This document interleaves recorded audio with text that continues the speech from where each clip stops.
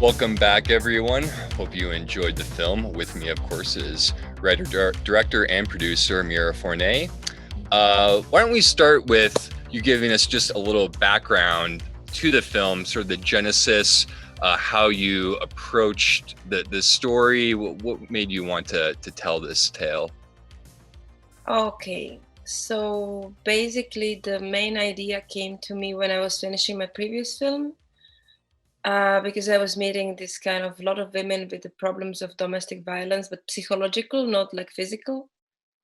And I was starting to ask my question why this is all happening and stuff like this. And I'm always very curious. So I started research and I realized there are many films about domestic violence from the point of view of a victim, but not many films from the point of view of aggressor. Hmm. So I decided like it would be good to look at it from the point of the aggressor. So I start to focus on those groups in Czech and Slovak Republic which work with aggressors or with people like with aggressive behavior. There are not many actually. So I found only two groups and I joined one. Like I joined one as a client, but they know I'm filmmaker who is going to make a film about it, but they give me this kind of condition like I should be one of them. So I was doing this group therapy of aggressive people, like I think like it was 1 year and a half, every Thursday for 3 hours. Like there was this 15 aggressive guys and me, and then and then like some women start to join because like there are many aggressive women too. And then I must quit the group because I was not enough aggressive. Like I was like I'm film director, so I'm a little bit like you know like pushy, but not aggressive like as they. So it doesn't have a sense like to stay there a lot longer than 1 year and a half. So this is how I did research, and the therapist of this group was also therapist of a group in a prison with so-called like first-time killers. It's horrible, like. But it was kind of like a group of again like only men because it was men prison who killed for the first time someone who was very close. And so I joined like sometimes this group because it was very tough, these guys. So and yeah, from this I start to write a story. Within the prison, how open were the Very much, yeah. so Very much. they talk to you and they would tell you that I would assume that talking about their anger and emotions and stuff, maybe because it is in a therapeutic setting, or was that difficult to draw that out? I think like those guys like were very young. They were like 20 plus. They have sentences of 30 years sometimes. So it was very sad for me to work with them because like I know like these guys like will go out like when they will be 50, Hmm. or maybe even more. And so I felt like real compassion and I really like felt very sorry for them. And I think like this opened them up because like someone didn't judge them, I think. So I was really like very, very like I sometimes cry because like I didn't know how to like help them because like there was okay, they killed someone in anger, and it's very good they are in prison. That's right, like they deserve it, like in a way, not like as a philosophy but as a like to put these people there, like it's good thing. But in a way, like I was worried, like in the prison they will become like real criminals, like because 30 years, like you learn a lot of things. Right. So I was really like kind of like very confused, like what's going, like how to handle that kind of thing.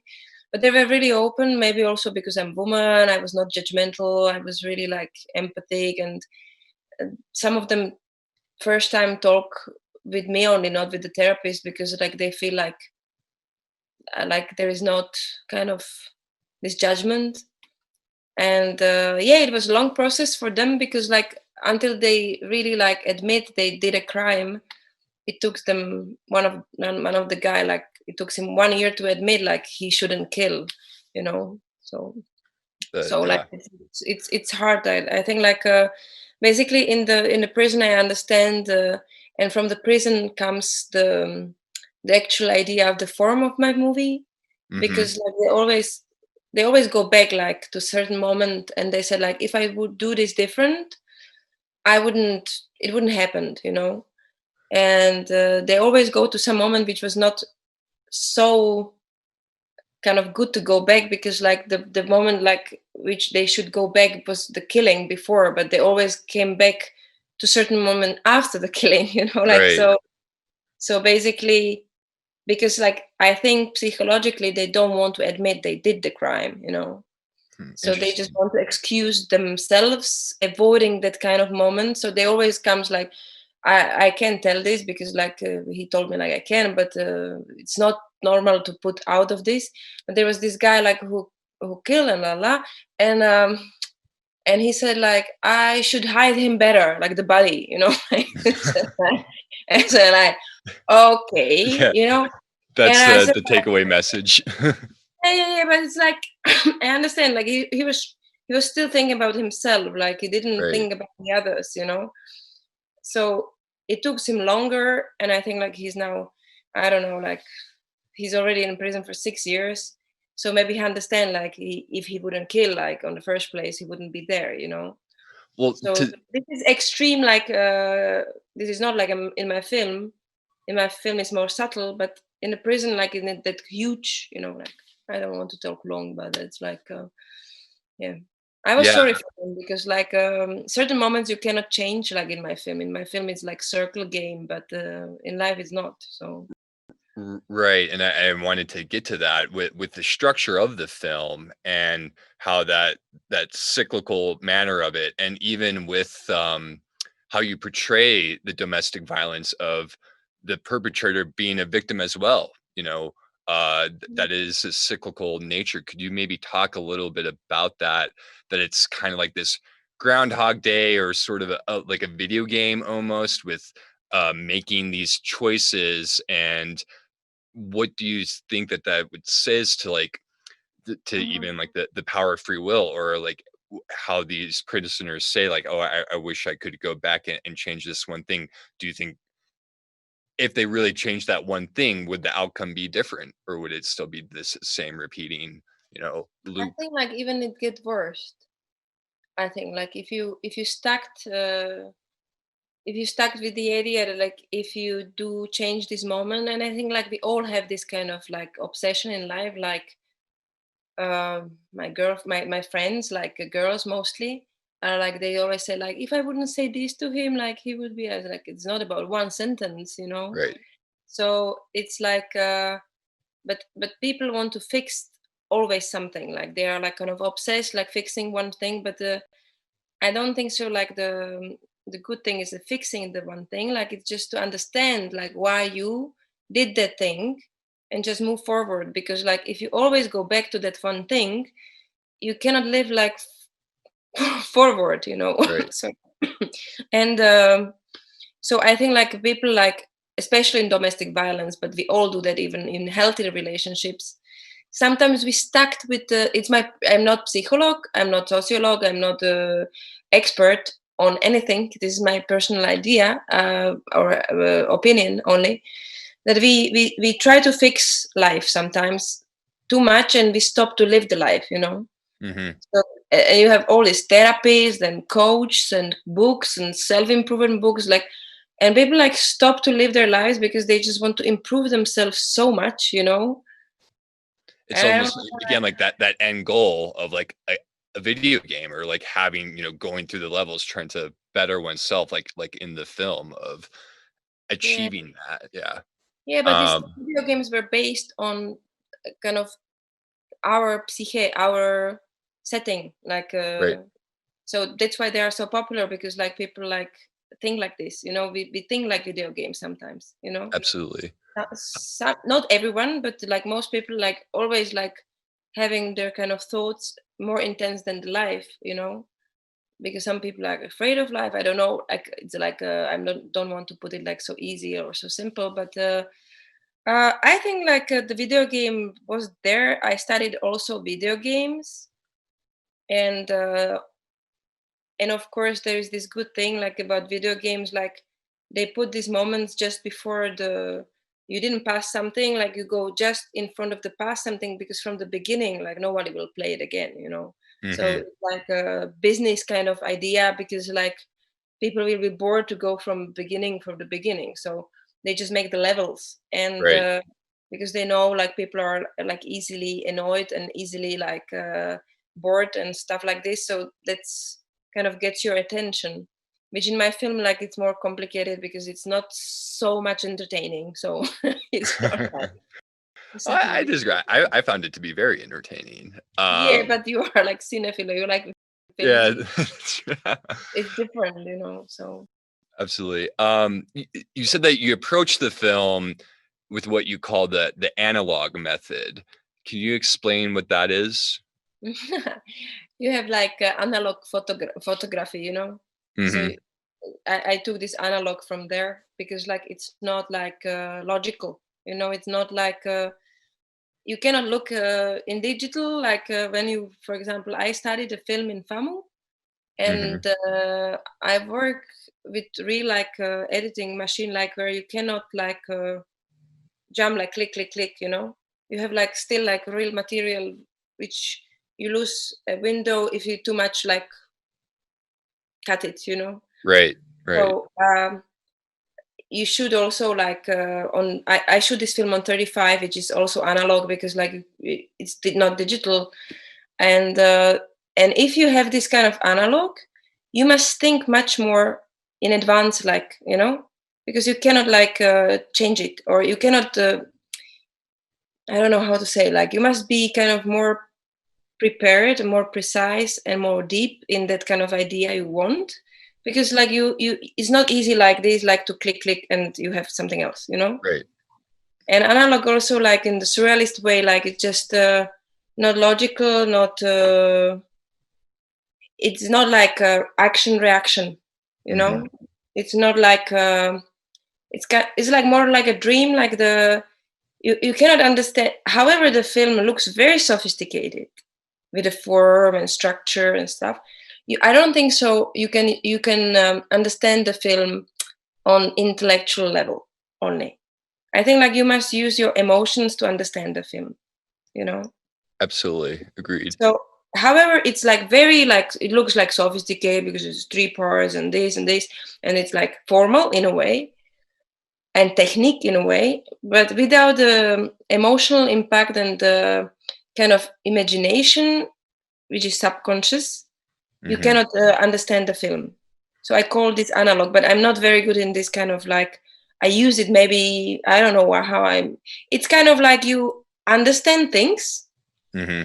you have material. For example, I work like this, like you have like research, you have research, you have like ideas, you have some da, da, da. It's layers, and Hmm. then you put them like on this on each other, like they are transparent, and then you see some picture from all these things, and you try to kind of put yourself in it, like how you see it, and this is how I work, and just to connect the things which doesn't look so connect so possible to connect, you know. Hmm. Sorry for my English.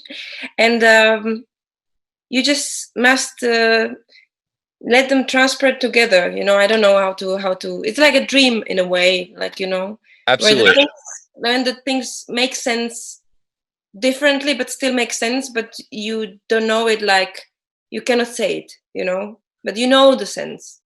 Ah, Well, it's and like I think to your point that your ending achieves that beautifully. That the ending of the film, it breaks out of the loop, and then it has this very ambiguous, very emotional, but really, it's hard to identify, what that is all going on. That you do leave it up to the viewer to be able to infer, what they're thinking, and yeah, and like I said, yeah, making it of breaking out of that structure, and that's what kind of like knocked me back at the very end of the film, where you had that. yeah. You know, like Um, the idea of the woman at the end, like the third part is a woman, is my sister playing the character, and she's she's very good in it. And I just this is also idea of the prisoners. Hmm. and of the aggressors, because like they keep saying to me like, if I would be a woman, I would never do this, you know. Right. Okay, let's listen like what the story would be like if you would be like woman. And basically it was even worse because they all have this kind of like mother, which was crazy mothers mostly, and they do even worse things like as a woman, you know. So Totally. How was that directing your actors to solicit those performances, to that cruelty, but also mixed with the humor? You know, it does have that as well, and I think it is well balanced. And it also with the women, you know, that almost function as a Greek chorus. Where did that come from? okay, so for the actors, like there are like two groups of actors, like non-actors and actors. There are three actors only, like professional actors. The mother and the main characters, like the woman and the man, like were professional actors, and the rest was kind of people I found on the street, let's say. Hmm. So like the wife of Yaroslav K, like this beautiful blonde girl, like she's like light designer in her real life, you know. That butcher, like the big guy, like he's like selling wine. So they are not professionals. They never played in a film. So I must approach them differently as an actors. They Hmm. didn't have scripts because like non-actors cannot have a script because they cannot work with the pages. Like it's not possible. And I have a like approach with actors because they have a script. So I must work two different way to achieve what I want. It was kind of more um, basically the actors must understand when we were doing like things, you know, they must understand they have not much takes, you know. Hmm. If the non-actors was involved, we know like the non-actors are best on the first take, you know, because they are natural, like they are not tired, and you know. So basically this limited the actors because some actors has like 10 takes and then they're good or something like this. So I must find this balance, like how to work. Sure. And but the non-actors were so authentic, like they are not playing themselves, but they were so human and so authentic that they bring this kind of authenticity, and the actors kind of like felt like very vulnerable because Hmm. they were not playing at some moments, you know. They were like, because the non-actors, they gives you this kind of, okay, let's do it, like okay, I will do this. And it's not like discussion of motivations or something, like they are not like, you know, like tell me, like actors always ask you a lot of questions, and non-actors, no, they just do. And this was kind of like nice influence, like Hmm. it was nice. And I think like the humor comes from that, like because the non-actors were kind of very like direct with their acting, like they said okay this, and the actors was kind of like surprised, like okay, you know, like so they, Hmm. they just, this interaction sometimes like surprise the actors so much they make things like which surprise me then, and we Hmm. surprise each other. And basically the non-actors were really like they always come with some ideas which were really surprising, like because they were no knowledge about like some pretentious acting, you know. Hmm. And the chorus was completely non-actors. uh, they get on my nerves at the end very much, I must say, because they were really like them, you know, like it was really like they played themselves, okay, like it Yeah. was 100% women, like who just gossips about everyone and everything.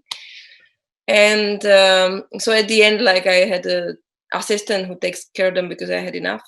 And they love me, even like they were like they love me more. I have enough, you know. Like no, but they were really nice ladies, but very intense, following me everywhere. Like Yaroslav K is like, okay, again you.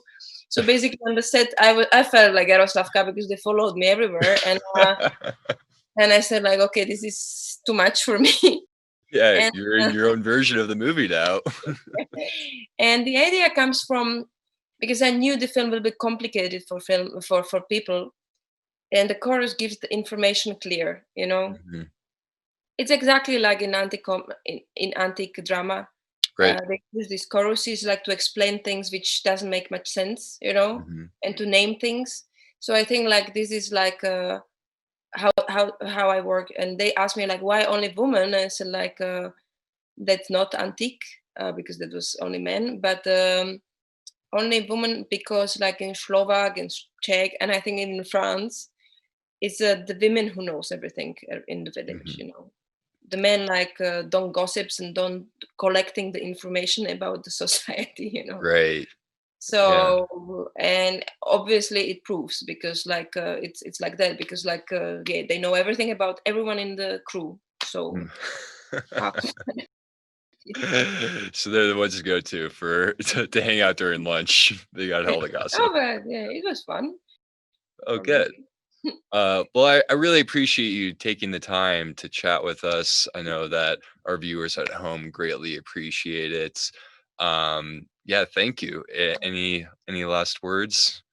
Yeah, I just hope like the film will resonate. That's all. Like an open discussion, because it's not entertaining movie. Like, however, you were a little bit entertained, but it's not like, it's very tough movie for people. So, It is a tough so, movie, but so like I think our audience, they're adventurous and they're used to the more of the challenging fare, so not to worry.